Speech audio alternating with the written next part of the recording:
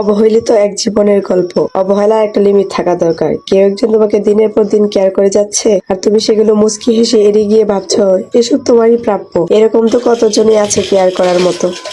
যদি এমনটি ভেবে থাকো তাহলে তুমি ভুল ভাবছো। হাজার মানুষের কেয়ারের ভিড়ে তুমি আসল মানুষদের আলাদা কেয়ারটুকু টের পাচ্ছ না, একদমই না। কেউ একজন তোমার ছোট্ট একটি লেখার আশায় ঘন্টার পর ঘন্টা মোবাইলের ডাটা অন করে রেখেছে। কি পরিমাণ ছটফট করতে পারে তুমি সেটা দেখতে পাও না বলে এমনটা ভাবছো। মেসেজ বক্সে হাজার হাজার শব্দ মিলিয়ে 2 ঘন্টা ধরে সাজানো কষ্টের ভাষাগুলো লিখে সেন্ড করার ঠিক আগ মুহূর্তে ডিলিট বাটনে চাপ দিয়ে ধরে রাখাটা যে কতটা যন্ত্রণা তুমি সেটা বুঝো না বলে এমনটি ভাবছো। তোমার একটি মাত্র ফোন কলের আশায় বিছানার এপাশ ওপাশ করে কত যে নির্গম রাত কেটে গেছে তুমি সেটা কখনোই জানতে চাওনি বলে মানুষটা কি সস্তা ভাবো। বিশ্বাস করো, তোমার থেকে অবহেলা পাওয়া এই মানুষটা মোটেও সস্তা মানুষ নয়। অদ্ভুত রকমের একটা ধৈর্য শক্তি আছে এর মাঝে। মনে রাখবা, ধাক্কা দিয়ে ফেলে দেওয়ার মানুষের অভাব নেই এই পৃথিবীতে, কিন্তু পড়ে যাওয়া মানুষটিকে হাত ধরে টেনে তোলার মানুষের বড়ই অভাব, খুব অভাব। তাই কাউকে পেয়েও হারিয়ে যেতে দিও না।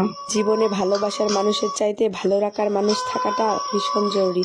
ভালোবাসতে তো সবাই পারে, কিন্তু ভালো রাখতে পারে কয়জন? জীবনে ভালোবাসার মানুষের অভাব না হলেও ভালো রাখার মানুষের বড্ড অভাব। আমি তোমাকে ভালোবাসি এই কথাটি দিব্যি করে যে কেউ 100 বার বলতে পারলেও আমি তোমাকে ভালো রাখবো এই প্রতিশ্রুতিটি দেওয়ার মানুষ সবার জীবনে থাকে না।